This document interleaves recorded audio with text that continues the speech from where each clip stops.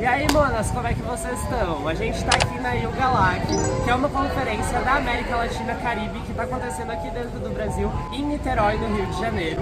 No momento, a gente tá aqui no Museu de Arte e Cultura de Niterói e também tá acontecendo dentro do Caminho Niemeyer. Uma conferência que tem a ver com a América Latina, tem a ver com a nossa população, que é muito importante que a gente participe enquanto pessoas trans, pessoas LGBTs, e pensemos em paradas.